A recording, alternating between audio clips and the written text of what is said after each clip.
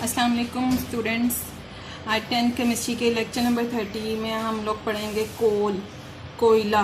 ठीक है, कोयला कैसे बनता है और इसकी टाइप्स हम पढ़ेंगे आज। और ये हमारा आज ऑनलाइन शायद लास्ट लेक्चर हो, क्योंकि है 15 सितंबर में। अब हम लाइव क्लास में पढ़ेंगे बाकी सारी केमिस्ट्री। ठीक है, बाकी आप फ़ौरन जल्दी ज्वाइन करें ताकि हम जो अब टॉपिक्स आगे पढ़ने हैं उसमें सिलेबस की कवरेज टाइम थोड़े में हम अच्छा सिलेबस कवर कर सकें। ठीक है स्टूडेंट्स। और यहाँ पे अब हमारे पास जो कोल है, कोल कैसे बनता है हमारे पास? कोयला हमारे पास डेड प्लांट्स की बरीड में बनता है। डेड प्लांट्स की बरीड में, जब डेड प्लांट ज़मीन के नीचे कई साल मिलियन बिलियन ईयर्स दफन रहते हैं तो ये फिर हमारे पास बनता है।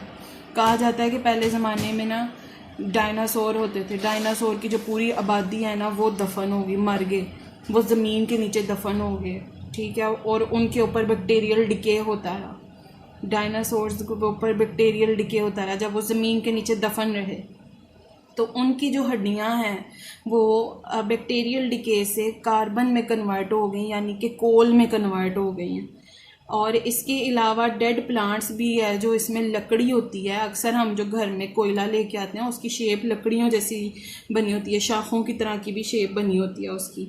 ठीक है, ये जो डेड प्लांट्स हैं वो भी ज़मीन के नीचे जब बरीड रहते हैं under the high pressure at high temperature होता है वहाँ पर, और in the absence of air bacterial की डिकम्पोजिशन होती रहती है उस चीज़ के ऊपर। कंप्लीट डिकम्पोजिशन से वो जो लकड़ी होती है वो हमारे पास कोयले में कन्वर्ट हो जाती है।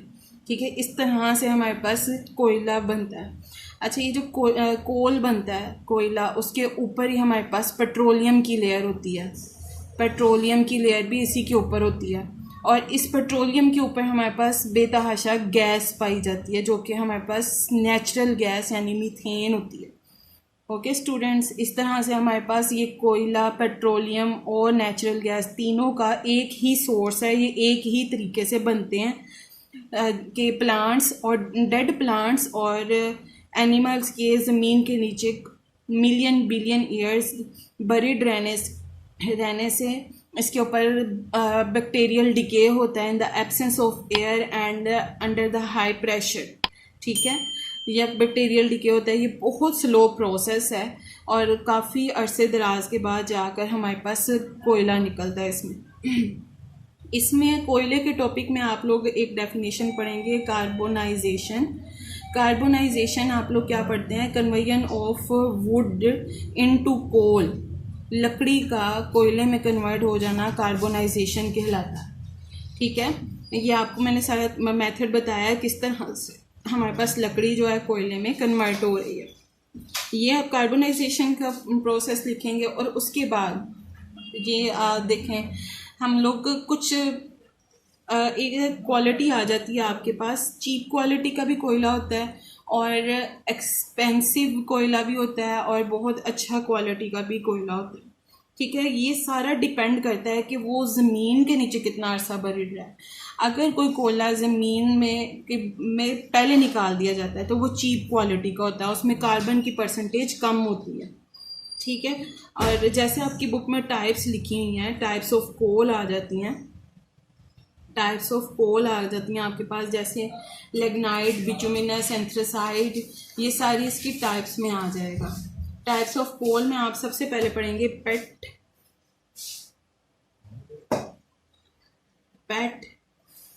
लिग्नाइट, ठीक है, बिटुमिनस,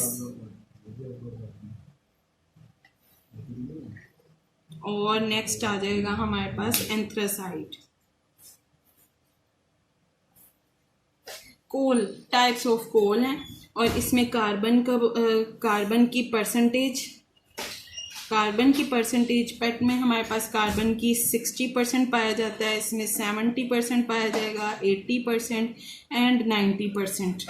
ठीक है स्टूडेंट्स, ये जो पेट है ये हमारे पास सबसे चीप है, जिसमें सस्ता भी होता है, और ये हमारे पास कार्बन की क्वांटिटी भी इसमें कम पाई जाती है। और आगे इनके यूजेस आप देखेंगे ये कहाँ कहाँ इस्तेमाल होते हैं। पेट जो है हमारे पास सबसे ज़्यादा ये इस्तेमाल होता है किलन्स में। किलन होती हैं भट्टियाँ, किलन्स में इस्तेमाल होता है भाई। आई थिंक स्पेलिंग किलन कत्ल वाले किलन हो गए हैं, ये वो नहीं है, किलन। इस तरह से ये किलन भट्टियों में इस्तेमाल होता है। भट्टी किसे कहते हैं? ये जब आप लोग कभी मोटरवे वाली साइड पे जाएं तो आप लोग देखते हैं ना, वो फसलों में दूर कितने लंबे लंबे ऐसे लगे होते हैं और ऊपर से धुआं निकल रहा होता है, जिसमें ईंटें पकती हैं, वो भट्टियाँ बनी होती हैं। उसमें ये फ्यूल के तौर पर इस्तेमाल होता है कोयला। इसको कोयले को डाला जाता है वहाँ पे, इसकी मदद से ईंटों को पकाया जाता है। ईंट बेसिकली गारे के मटेरियल से बनी होती है और उसको इतना पकाया जाता है, इतना टेम्परेचर दिया जाता है कि वो पक कर रेड कलर में आ जाती है। वो जो मिट्टी होती है पक के रेड, ब्रिक रेड कलर में हमारे सामने आ जाती है। अच्छा, ये इंफीरियर क्वालिटी का हमारे पास कोल है, जो कि हमारे पास किलन्स में ज़्यादातर इस्तेमाल होता है। नेक्स्ट आपके पास आ जाता है लिग्नाइट, जिसमें 70% कोल पाया जाता है और ये हमारे पास यूज़ होता है पावर प्रोडक्शन में। पावर प्रोडक्शन किसे कहते हैं भाई, पता है किसी स्टूडेंट को? पावर प्रोडक्शन, पावर प्रोडक्शन से मुराद होता है कि बिजली की पैदावार के लिए, बिजली की पैदावार में जहाँ जनरेटर चलाने के लिए, इंजन टरबाइंस को रन करने के लिए, वहाँ पर भी हमें फ्यूल की ज़रूरत होती है। तो ये वाला कोयला लिग्नाइट कोल यूज़ किया जाता है इसमें। ठीक है स्टूडेंट्स, इसके बाद आ जाता है बिटुमिनस, जो कि 80% कार्बन पर कंसिस्टिंग होता है और ये हमारे पास हाउस होल्ड पर्पसेस के लिए इस्तेमाल किया जाता है। हाउस होल्ड पर्पस में कहाँ पे? जैसे घरों में अंगीठियाँ बनाई होती हैं लोगों ने, और इसके अलावा अब घरों में लोग बहुत ज़्यादा वो करने लग गए हैं, जो छत पर तिक्का पार्टी करते हैं, उसको क्या कहते हैं? Bone fire. हाँ, बोन फायर बहुत ज़्यादा करने लग गए हुए हैं घरों में, उसके लिए इस्तेमाल होता है बिटुमिनस। ये वाला कोल यूज़ होता है हाउस होल्ड पर्पसेस के लिए। और एंथ्रासाइड, ये हमारे पास सबसे अच्छी क्वालिटी का होता है, सुपीरियर क्वालिटी का आपके पास, सुपीरियर क्वालिटी का आपके पास ये कोल होता है और इसमें 90% कार्बन का पाया जाता है और ये इंडस्ट्रियल लेवल ही इस्तेमाल करता है, सिर्फ और सिर्फ इसको इंडस्ट्री ही इसे परचेज़ कर सकता है, क्योंकि बहुत एक्सपेंसिव भी होता है और ये इंडस्ट्रियल लेवल पर इस्तेमाल होता है। ठीक है स्टूडेंट्स, ये आप लोगों ने टाइप्स याद करनी है। कोल की जो इंट्रोडक्शन है, कैसे बनता है, उसमें क्या प्रोसेस आते हैं, वो आपने अच्छी तरह से याद करने हैं। इसके साथ ही अब आप मुझे दीजिए इजाज़त। अल्लाह हाफिज़।